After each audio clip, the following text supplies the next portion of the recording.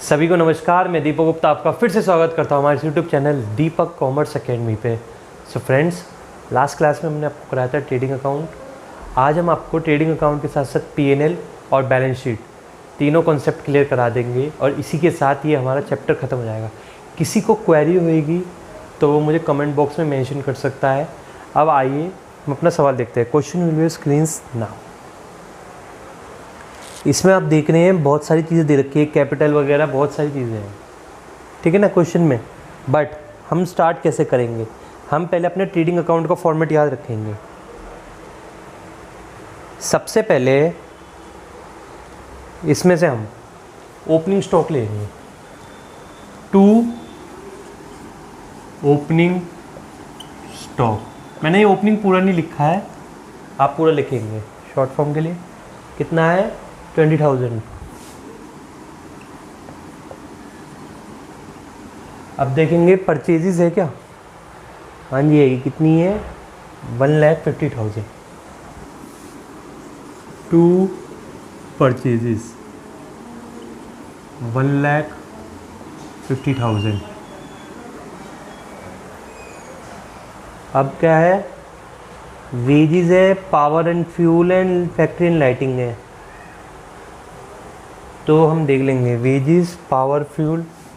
To wages, to power and fuel, to factory and lightning. इसमें नीचे एक salary भी लिखा है। आप लोग कहेंगे कि सर सैलरी भी आना चाहिए था, क्योंकि लास्ट क्लास में जब हमने फॉर्मेट बताया था तो वेजेस एंड सैलरीज बताया था। इसका कॉन्सेप्ट मैं आपको बताता हूँ। यहाँ पे सारे डायरेक्ट एक्सपेंस आएंगे। डायरेक्ट एक्सपेंस क्या होते हैं? डायरेक्ट एक्सपेंस वो एक्सपेंस होते हैं जब मैन्युफैक्चरिंग में जो खर्चा लगता है उस समय हो। सैलरीज कब दी जाती है? जब हम किसी एम्प्लॉय से उसकी सर्विस ले लेते हैं। फॉर एग्जांपल आपके पापा भी कहीं जॉब करते हैं, किसी के बच्चे की भी, तो वो कहीं ऑफिस में जाते हैं, पहले पूरा 1 महीना काम करेंगे ना, उसके बाद ही सैलरी मिलेगी। तो 1 महीना काम करने के बाद तो वो इनडायरेक्ट एक्सपेंस हुआ, वो चीज़ हमारा पीएनएल में आएगी। यहाँ सारे डायरेक्ट एक्सपेंस आएंगे। ख़त्म हो गया। अब इसके बाद सेल्स कितने की करी है इन लोगों ने? 5 लाख की सेल्स है बाय सेल्स 5 लाख,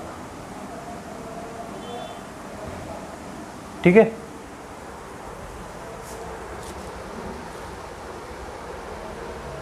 और कुछ है क्या? नहीं। तो अब आप जो लोग एक चीज़ देखेंगे, क्या मैं इनका अमाउंट लिखना भूल गया, सॉरी, अमाउंट लिख देता हूँ। 1.5 लाख परचेजेज हैं, 1,30 और 2,32, 1,30,000 और 2,000, 1,30,000 और 2,000। सिंपल सी बात दिख रही है कि यहाँ वाली साइड कम है और यहाँ वाली साइड ज़्यादा है। नहीं नहीं नहीं नहीं, यहाँ वाली ही ज़्यादा है। कुछ मिसिंग हो रहा है। क्या मिसिंग हो रहा है? क्या मिसिंग हो रहा है? हाँ, क्लोजिंग स्टॉक 27,000 है। वो नीचे लिखा था, वो मैंने ध्यान नहीं दिया। बाय क्लोजिंग स्टॉक कितना है? 27,000। तो ये कितना हो गया?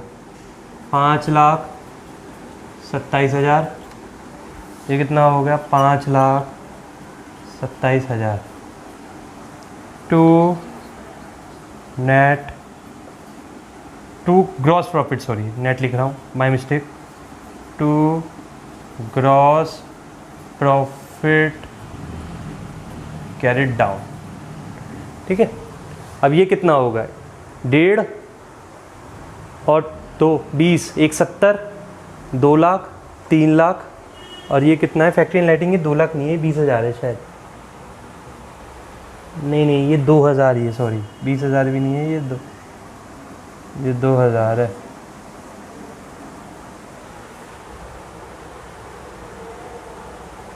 हाँ, 2,000 है।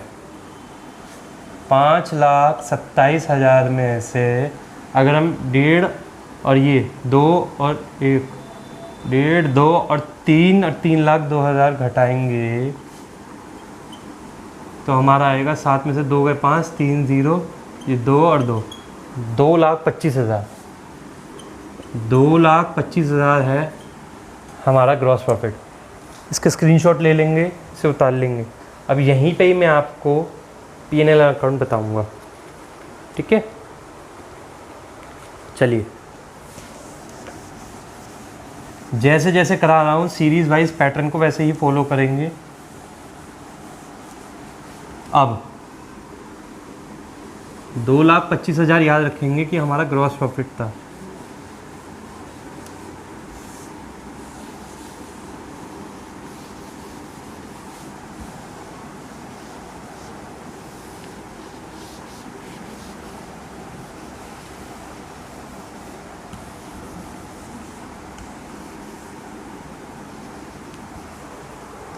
अब आ जाइए फिर से, वहाँ to gross profit carry down था तो यहाँ आएगा by gross profit brought down 2,25,000। P&L में और उसमें बस इतना अंतर है, वहाँ सारे डायरेक्ट एक्सपेंस थे, यहाँ इनडायरेक्ट एक्सपेंस आएंगे और इनडायरेक्ट इनकम आएंगी। यहाँ से हमारा नेट प्रॉफिट निकलेगा। अब हम अपना देखते हैं क्या क्या है। ये जो क्या कहते हैं कैपिटल है, cash in hand, cash at bank है, ये सब चीज़ें आपकी बैलेंस शीट की हैं। मशीनरी बैलेंस शीट की है, furniture and fitting balance sheet की, इसका कोई मतलब नहीं है।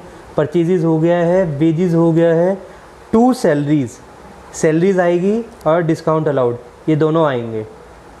सैलरीज कितनी, 70,000, डिस्काउंट अलाउड है 5,000। टू सैलरीज 70,000, इनडायरेक्ट एक्सपेंस है 2, डिस्काउंट अलाउड 5,000, ठीक है जी। अब उसके बाद क्या है, डिस्काउंट रिसीव है, वो हमारा इनडायरेक्ट इनकम है 3,000 बाय डिस्काउंट रिसीव। मैं वहाँ बार बार क्वेश्चन देखने जा रहा हूँ, आप लोग यहीं देखेंगे। कितना हो गया आपका, 3,000, ठीक है जी। अब और क्या क्या आएगा, एडवर्टाइजिंग आएंगे, सन्डी एक्सपेंस आएंगे। सन्डी डेटर्स और सन्डी डेटर क्रेडिटर्स का यहाँ कोई काम नहीं है, वो बैलेंस शीट का पार्ट है। अब क्या करते हैं, एडवर्टाइजिंग कितने हैं 50,000 के और सन्डी एक्सपेंस है 40,000 के। टू एडवर्टाइजिंग कितने हैं 50,000। टू सन्ड्री ऑफिस एक्सपेंस कितना है 40,000। अब हम देखेंगे किस साइड का टोटल ज़्यादा है। सीधी सी बात है, यहाँ का ही ज़्यादा लग रहा है क्योंकि 2 लाख रुपए मोटे मोटे यहीं पे ही दिख रहे हैं। तो 2,28,000, 2,28,000।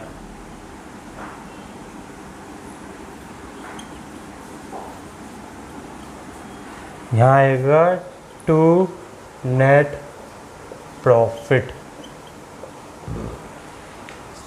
अब ऐड करेंगे हम लोग 70 और 5 75। पहले आप बड़ी बड़ी रकम को ऐड कर लेते हैं। 50 और 70 1,20,000 और फिर 40 कितने हुए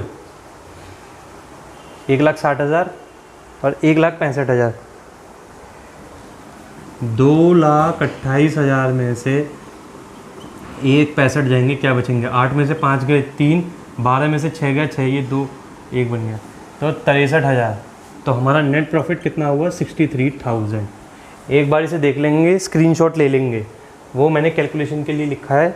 आप पेपर में ऐसे नहीं करके आएंगे वरना आपके मार्क्स कट जाएंगे। साइड में रफ वर्क कर लीजिएगा, ये पीछे पेपर की शीट के पीछे कर लीजिएगा, वहाँ रफ वर्क लिख लीजिएगा। इसका स्क्रीनशॉट ले लेंगे।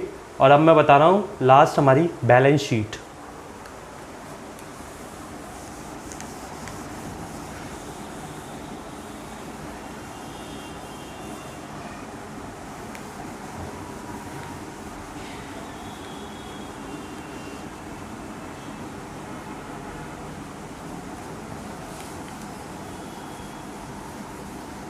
बैलेंस शीट की पहचान क्या है, दोनों साइड का जो बैलेंस है ना वो इक्वल आएगा ओवरऑल, यही उसकी एग्जैक्ट होने की पहचान है।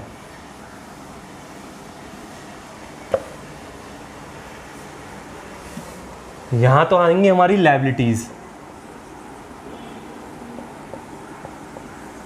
यहां आएंगी हमारी एसेट्स, संपत्ति, और ये जो हमारी देनदारियां हैं।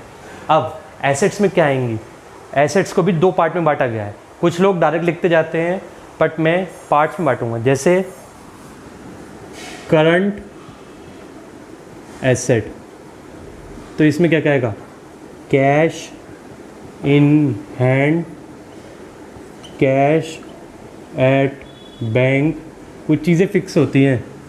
और आगे आपके मशीनरी नहीं आएगा, फर्नीचर एंड फिटिंग नहीं आएगा, सन्ड्री, डेटर्स, बिल रिसीवेबल इसमें दे नहीं रखा है, ठीक है, प्रीपेड एक्सपेंस भी नहीं दे रखा है।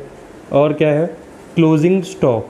क्लोजिंग स्टॉक इसमें इसलिए आता है क्योंकि क्लोजिंग स्टॉक साल में जो बचा है एंड में, वो हमारे लिए एसेट ही तो हुआ है, ठीक है। क्या क्या हो गया आपका, आइए देखते हैं। Cash in hand 4400, cash at bank 10,000, cash in hand 4400, cash at bank 10,000, और क्या लिया हमने, डेटर से 85,000 के, और क्लोजिंग स्टॉक है आपका 27,000 का।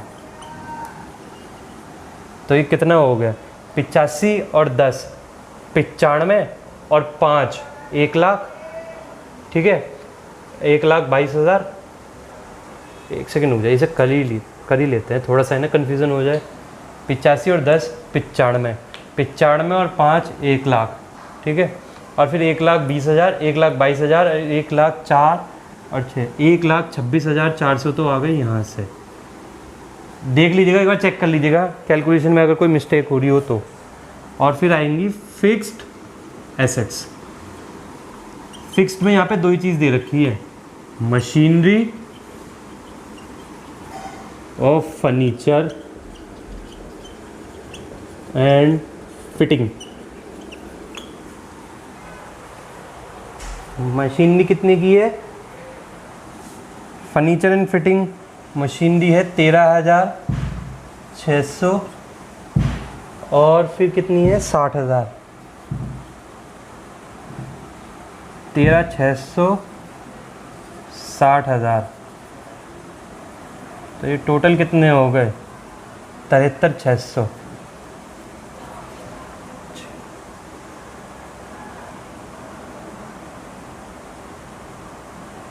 ये टोटल हो गया 2 लाख रुपए। अब हम इधर की साइड का लेंगे, अगर इधर भी दो टोटल मिला के 2 लाख आता है तो आपकी बैलेंस शीट ओके है। तो आएगा आपका सबसे पहले सन्ड्री क्रेडिटर्स, कितने के हैं, 37,000। अब आएगी यहाँ पे कैपिटल। कैपिटल वो पैसा होता है जो हम लगाते हैं, पर वो होती तो हमारी लायबिलिटी ये, क्योंकि जब तक वो बिजनेस में रहेगी हमारा पैसा तो कहीं और लगा हुआ है। ओपनिंग बैलेंस कितना है उसका,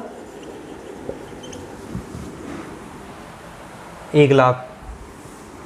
नेट प्रॉफिट याद कीजिए कितना आया था हमारा, इसमें नेट प्रॉफिट ऐड होता है, और इंटरेस्ट भी, इंटरेस्ट दे नहीं रखा, और ड्राइंग्स ये इनकम टैक्स लेस होता है, वो चीज़ दे नहीं रखी। नेट प्रॉफिट आया था हमारा 63,000, तो 1,63,000, और ये 2 लाख। और इसी के साथ आपका सवाल पूरा होता है, और ये बैलेंस शीट बिल्कुल ओके है। बैलेंस शीट को चेक करने का ही समय सटीक तरीका यही है, दोनों साइड बराबर आनी चाहिए, जितने की एसेट्स है उतने की लायबिलिटीज़ हैं। और आज का ये चैप्टर आपका ख़त्म होता है। अगर आपको हमारी वीडियो अच्छी लगती हो तो इसे लाइक कीजिएगा, शेयर कीजिए, सब्सक्राइब कीजिएगा। और किसी और स्टूडेंट को कोई और क्वेरी हो तो मुझे मैसेज कर सकता है, व्हाट्सअप कर सकता है, कॉल कोई नहीं करेगा, नीचे कमेंट बॉक्स में कमेंट कर सकता है। Thank you so much.